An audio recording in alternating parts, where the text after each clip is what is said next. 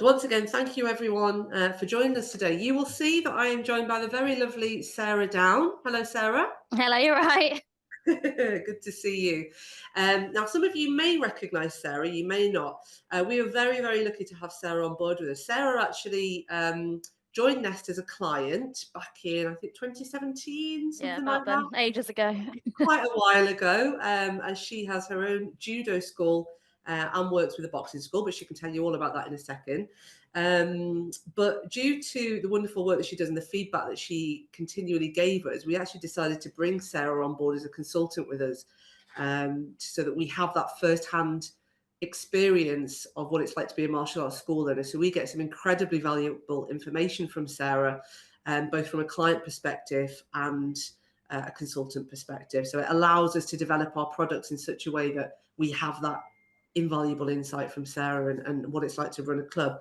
So knowing the parts of our system that Sarah in particular uses, but the methodology that Sarah has to generate new revenue streams over and above just training fees, I thought it would be great to bring her on board so we can talk about other ways that our clients use to make money, not just on the training fee, not just on bringing students on the mats. Because as Sarah will tell you, although that is the core business, although getting new students and keeping them on the mats is the core of your businesses, there are other ways to make money around that, but not just to make money, to improve retention within the club, to provide more services for your students whilst also creating new revenue streams. So she's going to talk to us a bit about that. But the reason that we wanted to deliver this webinar for you is because I'm not sure if he's actually on this webinar with us, but a business coach that we use, Dave Holland, who you may well have seen, I always remember him saying to me years ago, he said in one of his own coaching programs, if you don't provide a Ferrari, you will never sell a Ferrari. Now, he deals with lots of companies, not just martial artists. But that always resonated with me because I thought if you don't provide a service, you're never going to be able to sell it. It's as simple as that. So I think there are ways for you to provide services that you may not have thought of. There are lots of ways and pathways for you to increase your revenue streams that you might not have thought existed or were inaccessible to you. So with Sarah's help, we're going to share with you ways that she does make those revenue streams accessible, some of which you may be doing, some of which you may not. But at the end, we'll talk about innovation and how to create more revenue streams over and above what Sarah's doing. So Sarah, thank you so much for Yes. joining us. Tell us a bit about yourself for those that don't know you, what you do and where you run your club and so on. Yeah, so I am based in Leicester, Leicestershire, and I run Phoenix Judo Club, which I set up just off the back of lockdown. So before that, I used to work with British Judo, running the destination program, which is where I obviously first met you. And then sort of lockdown happened, went a bit cold for a while, and then straight off the back of lockdown, I wanted to get a judo club up and running again. So I set that up 2-3 years ago now. And then I also work with Dan Powell, who's on the Paralympic program for judo, and we run the judo club and we run a boxing club as well. So I've got a couple of sort of martial arts schools that we run. And one's full-time, one's part-time. So we do everything from weekly classes once a week to full-on holiday camps for kids all the way up to adults. So I've got quite a bit of experience running different clubs and sort of for different types of people. Yeah, you absolutely do. You absolutely do. I know how busy you are. And would you say that with those two clubs, are they different demographics that you market to? I know that one you tend to do more community-based work and the other is Yeah, more so profit. we get a mix for both. The judo club's a lot more sort of your traditional judo club based club, so like your standard community club, and whereas the boxing academy is a full-time boxing academy. So we offer sort of training 6 days a week there. So we've got two very different ends of the spectrum. They're both based in the same sort of area, but we get a range of people come to both classes. Excellent, excellent. So it'll be really interesting to find out throughout this webinar which revenue streams perhaps you associate with which types of business or whether they're actually available to all. So it Yeah. wouldn't put our clients off adopting any of these ideas. Excellent. So listen, I know we've had a chat about this beforehand, and I know what you do anyway on a day-to-day basis. But if we could talk first, so and I'll base this on questions that I've had from clients over the years and things that are really important to them. I hear a lot of clients who struggle to organise and run holiday camps. So, as we know, the market during summer and Christmas massively. Yeah. I know that you find a really great way to uplift student base, not only with new students, but with revenue streams during those times. Yeah. Clubs for you are quite a staple source of income, aren't they? Yeah. So we've been running holiday clubs since I think we first started. So the way we do that is we obviously use the Nest event system for all our holiday camps. Obviously, if you're not with a Nest, there are other sort of systems available. So just you need to have a really robust system in place. It's very hard trying to manage these things just through a bit of paper or an Excel spreadsheet. You do need a good system in place that allows you to manage bookings. So we run our holiday camps. We plan for them at least 6 weeks in advance. We've just come off the back of our February half-term camp. And we're going straight into our Easter camp, which starts in 2 weeks. So we make sure we get as many people to the camps as possible. And one of the things we do that allows us to get loads of different kids is we run them as multi-sport camps rather than a martial arts camp. So we advertise them as multi-sports camps, and that gets far more people into the camps than if we were just going to run a judo camp or a boxing camp. Now, on the camps themselves, they are heavily geared towards martial arts. So we'll always do a few judo sessions, a few boxing sessions. And then as a result of that, people will come to the camp thinking, oh yeah, we get to do football, we get to do hockey, whatever they're interested in. But then for the first time, they might get to experience martial arts, which means that it's a really good way of getting in front of new people. So it's really easy to say, oh, okay, you're here for football, but let's do judo for half an hour, make it the best session they've ever had. And then at the end of that, we invite them to join our sessions straight away. So they go home with a flyer and a free trial session to our club. So it really not only sort of gets people into the club, but it also is a really good way to get new people following the camp as well. And do you provide the other sports as well? So if they think it's a football club, do you provide certain football? Yeah, so all of our coaches are sort of mostly trained in martial arts, but they've all got a few niche sports that they can teach as well. And generally, it's not impossible to run a football tournament. It's not the most difficult. We're not teaching technical football. We're teaching fun to kids. So we have a few sort of volunteers that come in and run a session. So we had a girl last year come in and run a rugby session for us. But it's just doing loads of different sports to get the biggest selection of kids you can who are interested, and then getting in front of them as well.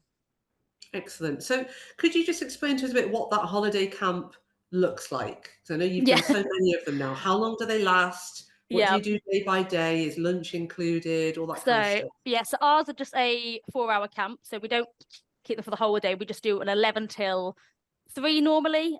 So we'll do 2 sessions in the morning, normally around 45 minutes. One will be like a team game ice builder session where everyone's together, they get to know each other. Then we'll do first sport, so it could be football.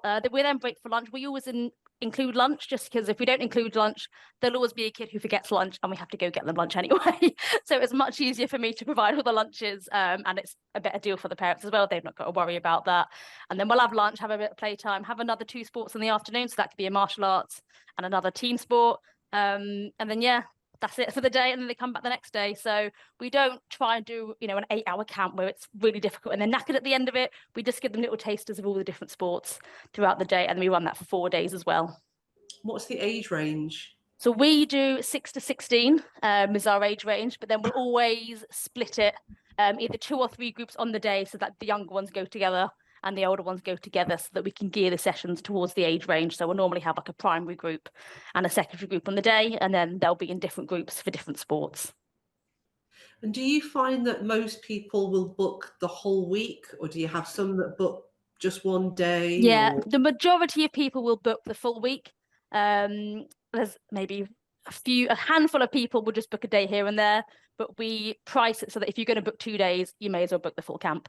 So yeah, we offer day rates, but a lot of people, especially sort of over summer and Easter and the longer holiday periods, parents want to keep their kids entertained for a much longer time. In February, we had a few more day bookings because it was only a week holiday period, sorry. But if it's a full summer, they send them for the week, and some are actually 4 weeks of camp as well. So that's a busy time for us. Great stuff. And how long in advance do you start promoting this? Initially 6 weeks. So we do a few different things to promote the camps. First one is we email our mailing list. So we've got the mailing list of the Nest system. So we'll email all our students, all of our prospects, and also anyone who's cancelled as well. So any sort of former students, they might not want to come to the club anymore, but they might still be interested in the camp. And it's a good way to get them back, you know, in front of us again. So we'll always send an email out. We'll do social media campaigns. We'll do paid social media adverts as well. As a good way to reach sort of a wider audience. And then what worked for us really well last time is we just sent a letter out to schools. We've got a good relationship with a few of the schools in the local area, and we just asked them to promote it on our behalf. And we got over 60 people booked in for our last camp. So that seemed to work really well last time. Wow, that's excellent. Yeah. And do you mind me asking how much you charge for a Yeah. day? So a day we charge £45 for the week or £15 for the day. So that's actually quite low cost. Yeah, we're in quite a low cost area. So we don't charge much at all for our camps, but they, you know, generate enough income to cover the cost of the camp and have a bit of profit at the end of it. Yeah. And would you have any indication as to roughly how many students might sign up to the club at the end? So let me have a think. Last time we had at least 8 people sign up for the boxing as a result of the camp, and we had 4 sign up for the judo. So we had, of the 60, 12 went on to book a free trial session and sign up as a result of the last camp. So they are very effective at getting in front of people who have maybe never done martial arts before, because it's not something they teach in school. So for most kids, it is the first time they've ever done a martial art. Yeah, that's excellent. So it's actually a really good lead generator exercise that you're definitely actually getting paid for. Yeah, definitely. So it gets people in, you know, it gets us in front of them. And it's also a fun retention tool for our kids that are already at the club. So, you know, they might be doing boxing or judo, and they might, you know, come to summer, want something a bit more different. It gets them a chance to spend a bit more time with the coaches and build a bit of a better relationship as well. And it's always good fun. It's fun for the coaches, it's fun for the kids as well. So we love doing it. It's hard work, but we do enjoy it. Oh, excellent. So would you put on the same holiday camp for all the holidays throughout the year, or do you have different formats? No, we tend to keep to the same sort of format. We've sort of tried to refine it a few times, but generally that format works really well for us. We'll mix the sports up occasionally, and over summer we try to change the sports, but we know what works well. We know football's always a massive sort of draw for people. We always do a bit of boxing and judo just so we can promote the local clubs in the area, and then we'll see what's sort of popular with the kids as well. So yeah, it depends what they fancy. Yeah, I like the idea of promoting it as an all sports, but then it's a way to get in front of them. Yeah, I think definitely might be worried, mightn't they? Yeah, I think with the judos, I think trying to promote just the judo camp will be great for our kids who do the judo sessions, but it wouldn't be necessarily interesting for people who have never done judo before. Parents necessarily don't always know what martial arts is. You know, they might think it's a bit too combat-y or aggressive. So it's a good way of getting in front of people and showing that it is actually quite a safe and fun sport as well. Yeah. Perfect. We've got a question in from Jerry asking, how does the Nest event system work? How does that support So the way we do is we set up an event on Nest, and what that will do is that will create a booking page or a booking link, and then I will send that booking link out to all of our prospects and all of our members, and they can just book online using the events link, and then I'll get a list of names of the people who have booked on, and from there I can text them, contact them, and we contact them as well. So it's quite an easy system to use. I don't want to go too much into how the nooks and crannies of the event system, but it's a very, very good system for running holiday camps, and you can do different tickets and different prices as well. So if we can sell a 1-day ticket or we can sell a 5-day ticket, and it's all managed within the system. Excellent stuff.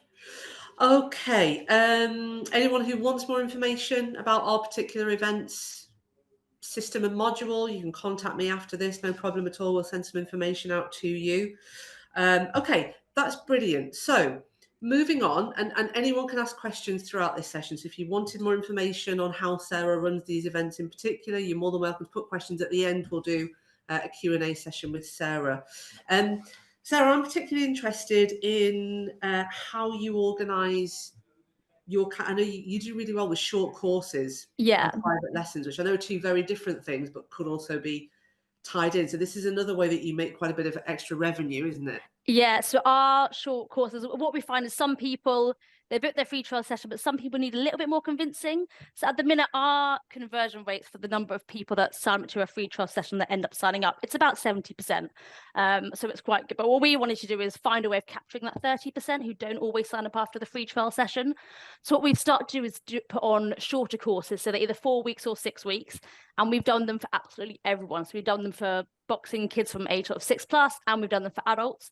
And what we'll do is we will run a 4-week course. There is just the base, we call it beginners boxing or introduction to judo or something, just to get beginners into it. And they think they've not got to commit forever because it's just a 4-week course. What happens is they come for 4 weeks, they love it, and they sign up forever.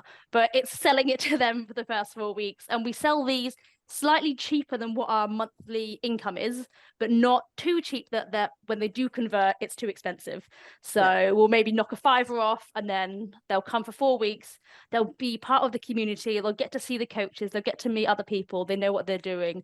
And then at the end of the 4 weeks, we send them a direct debit link, and they sign up to the system and to our club. So it's a really good way of getting people in to the club to start with. And it's also really good. We normally run it when we're starting a new class. So if we want to start a new class on a Tuesday, at the minute we've got no one in that class. And instead of launching that and having maybe one person a week join, we'll launch it, we'll do a really good deal on it, and we'll get at least 10 people come in for the first 4 weeks, which means we know for the first 4 weeks we're going to have at least 10 people come to the class. And then it means that anyone who books a free trial session in those 4 weeks comes to a class. It's really busy, it's a lot more fun, it looks like a much better class than if there were just 2 people in the class.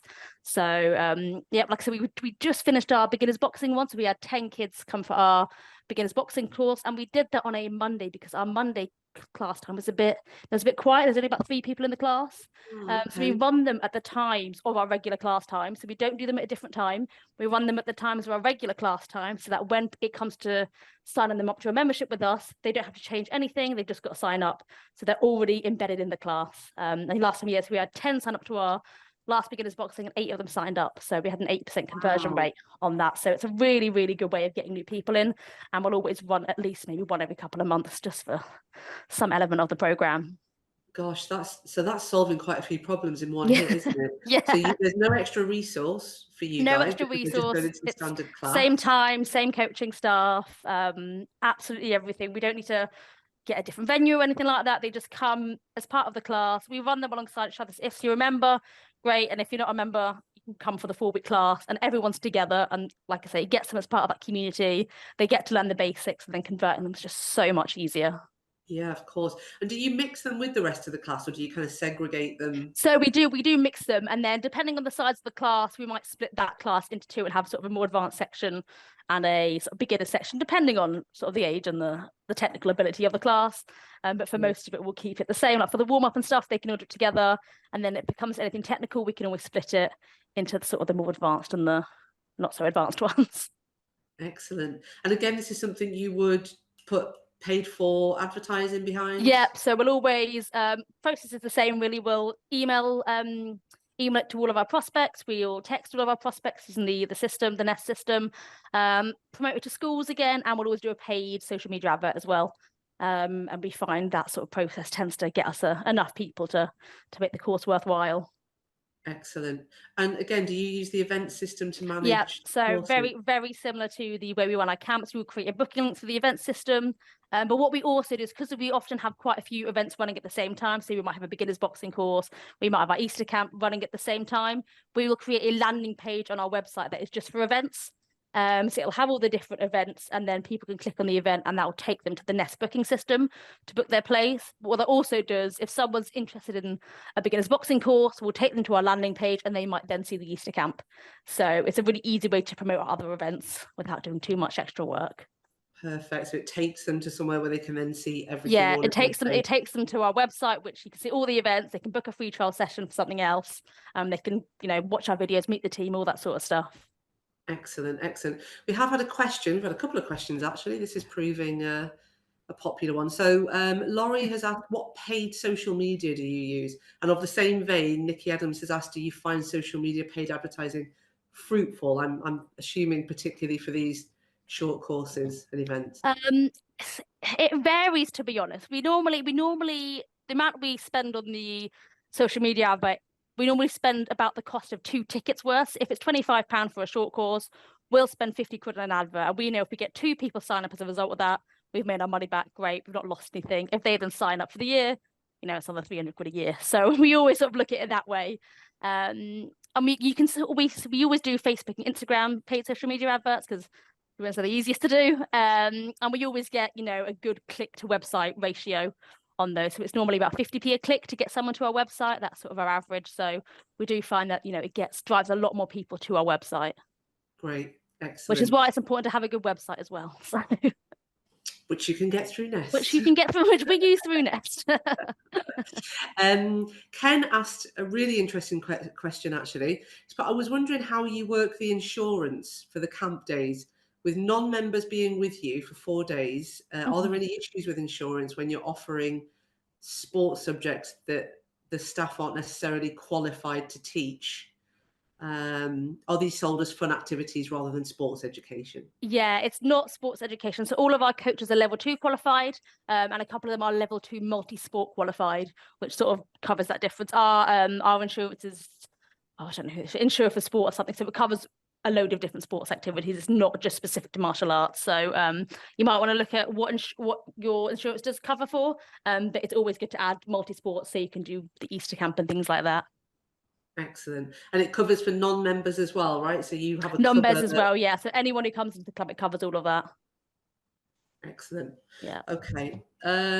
Jenny has asked, can you tell me what Sarah's website is so I can take a look? Yeah, I'll whack it in the chat for you. I'll put our events page in there as well so you can see what I'm talking about. But that's I'll put in both as well because we've got one's a big academy and one's not so big academy. So you'll see the difference in the websites, but I'll pop them in the chat for you there as well.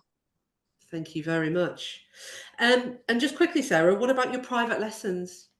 So we run these. So these are just our one-to-one sort of courses. Again, we run this with the Nest event system. We just send someone a booking link to book the one-to-one sessions, and then we just book that in with the relevant coach. Okay. Yeah, it's quite simple. We advertise it to all of our members, and we also advertise it to non-members as well, because some people just want private lessons, some people don't want to be part of the class. A lot of our members do want additional training as well. So again, we advertise that to everyone, and we do a members discount as well. So if you're a member, you get a cheaper rate than if you're a non-member. Something an instructor said to me a while ago, which was really interesting, that in the welcome pack for a new student, they would always put in a voucher for a free private lesson. Okay, yeah. And it was available to use within 6 months or 12 months. But because I think some students might not see the benefit of a private lesson, but because they had a voucher for a free private lesson, they would use it, and then the parent would see the progression in the child from that, and then would be more likely to book private lessons moving forward. So I thought that was quite a nice little idea, and it's just a good filler for a welcome. Yeah, yeah, it's definitely something to keep them a bit more engaged and make them feel like they're getting more for their money as well, isn't it? So yeah, we've started doing in the last, I'd say 2 months, is birthday cards. So we got a load of personalized birthday cards printed off with just Solar Press with our sort of logo and stuff like that. And on the back of our birthday cards, it offers a £5 voucher on our online shop. And it also gives them a bring a friend guest pass as well. So on their birthday, they get a guest pass and a £5 voucher for our online shop as well. So it's just making them feel like they're getting a lot more for their membership as well. And it's a nice birthday present, makes us feel like we care as well. So we do care. Really interesting. So I mean, that's a very nice segue into your pro shop and selling merchandise. Just tell me a bit more about that birthday card. That sounds really interesting. So with the Nest system, we can run birthday reports. So every month I will go onto the system, see who's got a birthday in March. I'll write out all the birthday cards with the dates on and stuff, so I know when the birthday is. And then we just hand out the birthday cards a couple of weeks before their birthday, just so if they miss a class, they'll still get their card. And yeah, we just got them printed for 20 quid. I think we got 154. And they've just got our logo, says, happy birthday from the Generate team. I write their name in it. And then, yeah, they just get a £5 voucher on the online shop. And like I say, I bring a friend for free pass. So that's really interesting. Yeah, and all our members get this, from kids all the way to adults. So it's a nice little extra for everyone. Oh, I like that. That's very nifty. Very nifty. So, okay. So talking about your shop. Yeah. Now, I believe you've got a physical shop as well as an online shop. Yeah. So right? For the Boxing Academy, I say shop, it's more of a rail, but we have all of our merchandise. merchandise on display. And in our waiting room, the seating area actually faces the merchandise. Because I once saw a talk that said, oh, there was a word for it. But if people are looking at the merchandise while they're waiting, they're more likely to buy it. So before it was like hidden around the corner, and I make sure it's all visible. Any new stock we've got, we promote it, make sure they're always staring at the price list and the equipment and stuff. So we have an online shop and a physical shop as well. So people can pay online for sort of kits, jumpers, jackets, bags, whatever we sell, and then they can also buy it sort of when they're there as well. Excellent, excellent. And do you take, so if someone sees something that they want to buy in the shop while they're in the waiting room, would they then purchase it there and then, or would they, like, what's the process? Yeah, so they can purchase it there and then. If you've not got their size in stock, we'll just say order it on the website and we'll get one in stock for you for next time you're in. We don't do delivery just because that's a bit of a bigger process, but we just say pick it up next time you're in the shop. So yeah, we order all of our t-shirts in bulk and stuff, so we get a bit of a discount, and then we sell them for a bit of a profit in the shop as well. Yeah, excellent. Funnily enough, my nephew just started kickboxing, and he absolutely loves it. And I think people don't appreciate how much your students are so invested in what you teach that they actually want to take that with them when they're not in lessons. So he was desperate for a sweatshirt because he wants to tell all of his friends that he trains in kickboxing. Yeah. So it's a really easy sell, Yeah, Your students are proud to be there. Yeah, we used to give people a free t-shirt when they joined, but we actually realized that that was costing us quite a bit of money. But people wanted to buy the t-shirt, and if parents buy, a t-shirt or a kit when they first join, they then put more money into that child doing the sport, so they're more likely to force that kid to do the sport for a longer time. So if it's like, oh, you're not leaving, I've just spent 40 quid in a hoodie for you, you're going to do this to get out for a couple of months. It was a really good way of, it's free marketing because the kid loves to wear the hoodie around school and, on the playground and stuff like that. But then, the parents are then more invested, especially for the kids, because they just bought all the equipment and stuff. So yeah, it's a good little way of keeping them in the sport, especially for that first sort of 3 months. Absolutely, absolutely. And I mean, of course, I know the answer to this, but just in case we have some clients on here that don't use a Nest Pro Shop, right? But yeah, we use the Nest Pro Shop. So pretty much everything we do is done through Nest. Obviously, Nest is very well built for every element of our business. So I don't think I've ever done anything not through Nest, just because it's so much easier to manage it through Nest. If I've got an issue, obviously the customer sales team and you guys are always really helpful. So yeah, we use Pro Shop. Leonie, who is the obviously websites from Nest, she helped get mine set up for me because I'm not a genius on websites. I'm not great at WordPress, but she really sort of helped me and taught me through how to add products and how it all works and stuff. So yeah, I can't give enough big of a shout out to her. Oh no, she'll be pleased to hear that. We're actually just putting a video out for you guys to see, because I know there are lots of you that perhaps would like to use our Pro Shop and don't know what it's all about. Leonie's found a really good system now where she clones a website and it's already got lots of products that are generally specific to martial arts, but the most of you guys would sell. So when you start it up, it will have most of the products on there. You just need to tweak the prices and the photos and so on. So yeah, again, anyone that's interested in that, just let me know. You can message either myself or Sarah, and we'll give you some more details about that. But that's been really, really interesting, Sarah. I know we're coming very close to the end of our time here. Do you know, I mean, I know it's very, very hard to put a figure on this, but how much of your overall annual income would come from these extra? Yeah, I do know this because I looked into it and wrote it down for you. So 27% of our total income comes from our events. So whether that's holiday camps, short courses, one-to-one lessons, gradings, all that sort of stuff comes through the extra income that isn't just your weekly classes. So yeah, 27% is what it was. Wow. Well, I was not expecting that level of accuracy. Yeah, I looked into it for you, Lou. Thank you very much. That's quite interesting though, isn't it? That means that without that, you'd be missing out on 27% of what is now your revenue stream. Yeah, definitely. And it's, it's a lot of what we've done doesn't always work. We've run courses in the past that haven't always, taken off, but we always try things at the club to see what does work. So we tried sort of a men's only course that just wasn't really, people didn't really invest in it, but the beginners boxing, and we did a women's only short course as well. They absolutely flew. So it's just finding what works for your area and your sort of client base as well. That's really interesting as well, isn't it? I guess don't be scared of trying something, because the worst that can happen is that it won't work and Yeah, you won't and sell it. that's why the way we do our short courses is so good, because we don't have any extra resources during class time, and if it fails, no, I'm done. And if it works, great, we've got an extra 10 members in for that lesson. So no, it's a Yeah. really good way of getting new people in. Excellent. I like it. I like it. I think something I've learned, right, I love that birthday card idea. I think that's fantastic. Yeah. And I think, these are our initial ideas. There's a hell of a lot more revenue streams you could probably access, but in half an hour, it's difficult to go through them all. What we find works really well, and I think Sarah's done this with her team. We do innovation sessions here at Nest, so once a quarter, because that's the only time we can give it. But I know you guys will have kind of weekly sessions with your teams. It's just to brainstorm and try and find innovative pathways to find new revenue streams. There's no hard and fast formula. We've brought to the table today events, holiday camps, short courses, private lessons, merchandise. But there will be lots more that you can find. Don't forget, you guys have got an active customer base who will be happy to spend money with you. The more you're able to offer to them, the more money they will be happy to spend with you, and not necessarily just for the purpose of you making more money, but actually for the purpose of them enjoying what you're teaching them even more, them to become even more invested in what you're offering them. So I would say, if only one thing you get from this is to spend a bit more time with your team, exploring new avenues, researching the different ways you could bring more money into the business.